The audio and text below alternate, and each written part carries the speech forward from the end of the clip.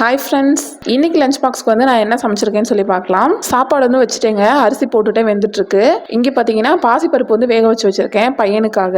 அப்புறம் பார்த்தீங்கன்னா இட்லி வைக்கிறதுக்கு வந்து தண்ணி வச்சுருக்கேங்க. தண்ணி சூடாயிருச்சு. இப்போ அடுத்து வந்து நம்ம இட்லி வந்து ஊற்றி எடுத்து வைக்கணும். இந்த பக்கம் பார்த்தீங்கன்னா முருங்கைக்கீரைங்க, மஞ்சள் தூள் போட்டு வச்சுருக்கேன். காய்கறி வாங்கிட்டு வந்தது இருக்குது, இன்னும் எடுத்து வைக்காம. ஸோ கீரையில் எதுவும் அழுக்கு எதுவும் இருந்துச்சுன்னா கீழே தண்ணியில் இறங்கிடும். அதனால் முன்னாடியே தண்ணியில் போட்டு வச்சுருக்கேன். ஒரு 10 நிமிஷத்துக்கு அப்புறம் செய்யலான்னு. இங்கே பார்த்தீங்கன்னா இட்லி வந்து ஊற்றிக்கிறேங்க. 2 தட்டு வந்து ஊற்றி வச்சுட்டேன். அடுத்து இது ஒரு தட்டு வந்து ஊற்றிட்டுருக்கேன். இந்த இட்லி மாவு பார்த்தீங்கன்னா நான் வந்து மிக்சியிலே அரைச்சி வச்சுருவேங்க. ஸோ மிக்சியில் எப்படி அரைக்கிறேன்னு சொல்லி நம்ம சேனலில் வீடியோலாம் இருக்குது, வேணும்னா செக் பண்ணிக்கோங்க. ஸோ இட்லி வச்சுட்டு மூடி வச்சிட்டோம்னா இட்லி வெந்துட்டுருக்கும். சாப்பாடும் ஆகிட்டுருக்குது. இன்றைக்கி இட்லிக்கு பார்த்தீங்கன்னா நான் கார சட்னி தான் செய்கிறேன். சாம்பார் எதுவும் வைக்கல, அதனால கார சட்னி செஞ்சுட்டா அதிலே வந்து சாப்பிட்டுக்குவாங்க. பார்த்தீங்கன்னா ஒரு 3 ஸ்பூன் அளவுக்கு எண்ணெய் சேர்த்துட்டு வரமிளகாய் சேர்த்துக்கலாங்க. இந்த மிளகாய் வந்து நல்லா காரமாக இருக்கும். அதனால் பார்த்தீங்கன்னா ஒரு 4 மிளகாய் வந்து சேர்த்துருக்கேன். 2 பெரிய சைஸ் வெங்காயத்தை பார்த்தீங்கன்னா இந்த மாதிரி கட் பண்ணி வச்சுருக்கேன். இப்போ வெங்காயத்தை சேர்த்து வெங்காயத்தை வந்து நல்லா வதக்கிக்கலாம். வெங்காயம் வந்து இந்த மாதிரி நல்லா கலர் மாதிரி வதங்கி வந்ததும் தக்காளி வந்து சேர்த்துக்கலாங்க. நான் பார்த்தீங்கன்னா ஒரு 4 தக்காளி சேர்த்துருக்கேன். இது வந்து சின்ன தக்காளி தான், அதனால் சேர்த்துட்டு இந்த தக்காளியை நல்லா வதக்கி எடுத்துக்கலாம். கொஞ்சமாக உப்பு சேர்த்துக்கிட்டிங்கன்னா சீக்கிரமாக வந்து வதங்கி வந்துடும். ஸோ தக்காளி வந்து நல்லா வதங்கி வரட்டும்.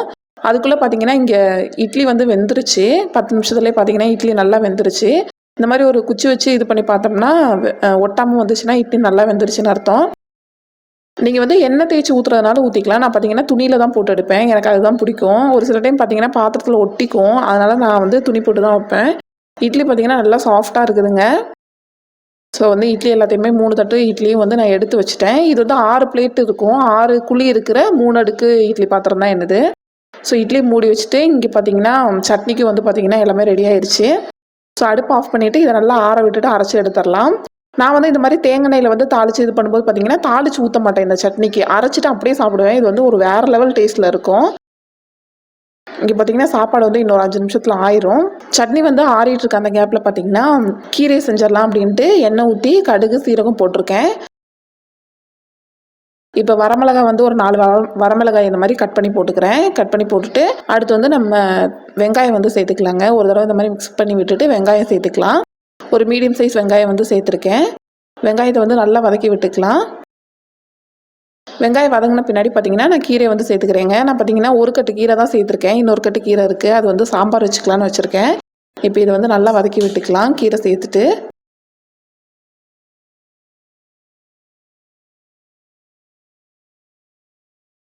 கீரைக்கு வந்து பார்த்தீங்கன்னா நல்லா வதக்கி விட்டுருங்க. அதுக்கப்புறம் எவ்வளோ இருக்குதுன்னு பார்த்துட்டு அதுக்கு தேவையான அளவு உப்பு போட்டால் போதும். சாப்பாடு வெந்துருச்சு, அதனால் பார்த்தீங்கன்னா சாப்பாடை வந்து வடித்து வச்சுருக்கேன். சாப்பாடு தண்ணி வடிகிற கேப்பில் பார்த்தீங்கன்னா கீரையும் ரெடி ஆயிரும். இந்த மாதிரி நல்லா சுருளை வதக்கி விட்டுட்டே இருந்தீங்கன்னா கீரையோட அளவு பார்த்துட்டு அப்புறம் உப்பு போட்டுக்கலாம். இங்கே பார்த்தீங்கன்னா சட்னிக்குள்ளது வந்து பார்த்தீங்கன்னா நல்லா ஆறிடுச்சு. இப்போ இதை மிக்ஸி ஜாரில் மாற்றிட்டு நம்ம வந்து அரைச்சி எடுத்துக்கலாம். பாருங்கள், நான் அரைச்சி எடுத்துகிட்டு வந்துட்டேன். உப்பு மட்டும் தேவையான அளவு போட்டு நம்ம அரைச்சிக்கலாம். அரைச்சி எடுத்துகிட்டு வந்தது பார்த்திங்கன்னா ஒரு பாத்திரத்தில் வந்து வச்சுட்டேன். நாங்கள் வந்து இது அப்படியே சாப்பிட்ருவோம். தாளித்து ஊற்றுறேன்னா ஊற்றிக்கலாங்க. நான் வந்து இது தேங்காய் எண்ணெயிலே வதக்கி செஞ்சனால இந்த டேஸ்ட் பார்த்திங்கன்னா ரொம்ப நல்லாயிருக்கும். சாப்பாடு பார்த்திங்கன்னா வடிச்சிட்டேன். இப்போ சாப்பாடு இந்த மாதிரி நல்லா குலுக்கி விட்டுட்டு எடுத்து வச்சிடலாம்.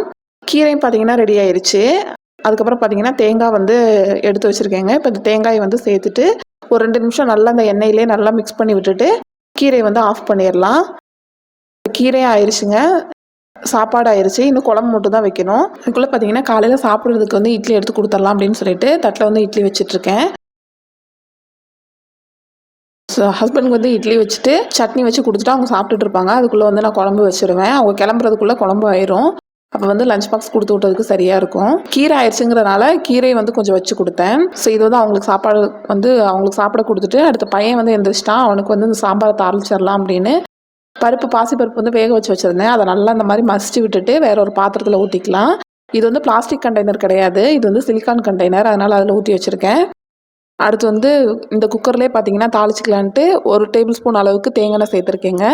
1 ஸ்பூன் அளவுக்கு கடுகு, கொஞ்சமாக சீரகம் சேர்த்துட்டு ஒரு தடவை வந்து இந்த மாதிரி மிக்ஸ் பண்ணி விட்டுடலாம். கடுகு வெடித்த பின்னாடி இதில் கொஞ்சமாக வெங்காயம், ஒரு வரமிளகாய், ஒரு கொத்த அளவுக்கு கருவேப்பிலை சேர்த்துருக்கேன். சேர்த்துட்டு இப்போ இதை வந்து நல்லா கலந்து விட்டுக்கலாம். வெங்காயம் நல்லா வதங்கின பின்னாடி ஒரு பாதி தக்காளி சேர்த்துருக்கேங்க. தக்காளி சேர்த்து தக்காளி நல்லா வதக்கி விட்டுக்கலாம். அதுக்கப்புறமா இதில் கொஞ்சமாக பெருங்காயத்தூள் சேர்த்துக்கலாங்க. மஞ்சள் தூள் வந்து ஒரு 1/4 ஸ்பூன் அளவுக்கு சேர்த்துட்டு ஒரு தடவை நல்லா கலந்து விட்டுக்கலாம். கலந்து விட்டுட்டு அடுத்து வந்து நம்ம எடுத்து வச்சுருக்க பருப்பு வந்து சேர்த்துக்கலாங்க.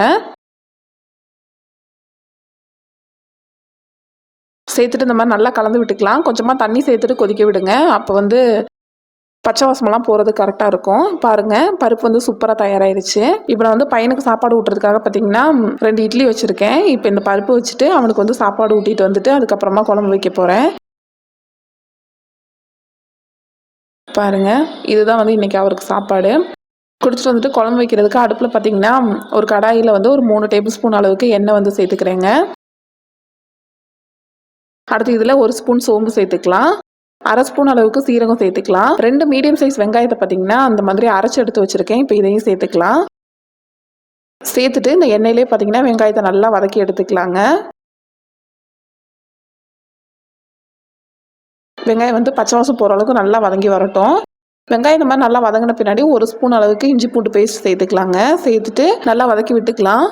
இஞ்சி பூண்டு பேஸ்ட்டோட பச்சை வாசம் போன பின்னாடி தக்காளி வந்து சேர்த்துக்கணுங்க. நான் வந்து 2 தக்காளி இந்த மாதிரி அரைச்சி தான் சேர்த்துருக்கேன். சேர்த்துட்டு இந்த மாதிரி நல்லா கலந்து விட்டுக்கலாம். இது எல்லாத்தோட பச்சை வாசமும் நல்லா இந்த எண்ணெயிலே போகிற அளவுக்கு கலந்து விட்டுக்கோங்க. இப்போ இந்த எண்ணெயிலே மிளகாய்த்தூள் வந்து சேர்த்துக்கலாங்க. 2 ஸ்பூன் மிளகாய்த்தூள் சேர்த்துருக்கேன். இது வந்து வீட்டில் அரைச்ச மசாலா தான். 1/2 ஸ்பூன் அளவுக்கு கரம் மசாலா சேர்த்துட்டு இப்போ இதை வந்து நல்லா கலந்து விட்டுக்கலாங்க. நல்லா அந்த மாதிரி கலந்து விட்டுக்கோங்க. அடுத்து பார்த்தீங்கன்னா சோயாபீன்ஸ் தான் வந்து இன்றைக்கி எடுத்து வச்சுருக்கேன். சோயாபீன்ஸ் வந்து நல்லா தண்ணியில் சுடு தண்ணியில் போட்டு வச்சுருந்து 2-3 தண்ணியில் நல்லா அலசிட்டு நல்லா தண்ணியை வந்து புழிஞ்சு வச்சுருக்கேன். இப்போ இதை சேர்த்து இந்த மாதிரி நல்லா கலந்து விட்டுட்டே இருக்கலாம். ஒரு 2-3 நிமிஷம் இந்த மாதிரி கலந்து விட்ட பின்னாடி மூடி போட்டு ஒரு 1 நிமிஷம் அப்படியே வச்சுருங்க. இப்போ பாருங்கள், 1 நிமிஷத்துக்கு அப்புறம் தேங்காய் பால் வந்து சேர்த்துக்கிறேங்க. இது வந்து தேங்காயை வந்து நல்லா அரைச்சிட்டு அதில் பார்த்தீங்கன்னா கொஞ்சமாக வந்து சக்கை மட்டும் சேர்த்துட்டு அந்த பால் எடுத்து வச்சுருக்கேன். மீதி தேங்காய் வந்து நம்ம புழிஞ்சு எடுக்கிற சக்கையை வந்து பார்த்தீங்கன்னா நான் குப்பையில் போட்டுட்டேன். நான் உங்களுக்கு காமிக்கிறேன் பாருங்கள், இந்தளவு வந்து நான் வெளியே போட்டுட்டேன். கொஞ்சமாக தான் வந்து அதில் சேர்த்துருக்கேன். மீதி வந்து தேங்காய் பால் தான் சேர்த்துருக்கேன். இப்போ தேவையான அளவு தண்ணி சேர்த்துட்டு ஒரு தடவை கலந்து விடுங்க. ஒரு தடவை கலந்து விட்டுட்டு உப்பு செக் பண்ணிக்கோங்க. உப்பு சரியாக இருந்ததுன்னா மூடி போட்டு மூடி வச்சுக்கலாம். இல்லைன்னா தேவையான அளவு உப்பு போட்டுட்டு மூடி போட்டு மூடி நல்லா கொதிக்க விட்டுறலாங்க. ஒரு 5 நிமிஷம் பார்த்தீங்கன்னா இந்த மாதிரி ஃபுல் ஃப்ளேமில் வச்சு கொதிக்க விடுங்க. அதுக்கப்புறமா ஓப்பன் பண்ணிவிட்டு ஒரு தடவை இந்த மாதிரி நல்லா கலந்து விட்டுட்டு மூடி போட்டு மூடி மீடியம் ஹீட்டில் வச்சு வேக விட்டுறலாங்க. இது சோயாபீன்ஸ் பார்த்தீங்கன்னா 10-15 நிமிஷத்துலேயே நல்லா வெந்து வந்துடும். பாருங்கள், இந்த மாதிரி நல்லா கொதிச்சு எண்ணெயெல்லாம் நல்லா பிரிஞ்சு வந்துருச்சு.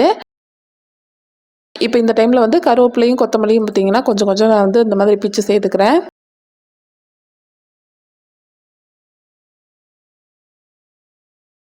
சேர்த்துட்டு ஒரு தடவை இந்த மாதிரி மிக்ஸ் பண்ணி விடுங்க. மிக்ஸ் பண்ணி விட்டுட்டு அடுப்பு வந்து ஆஃப் பண்ணிக்கலாம்.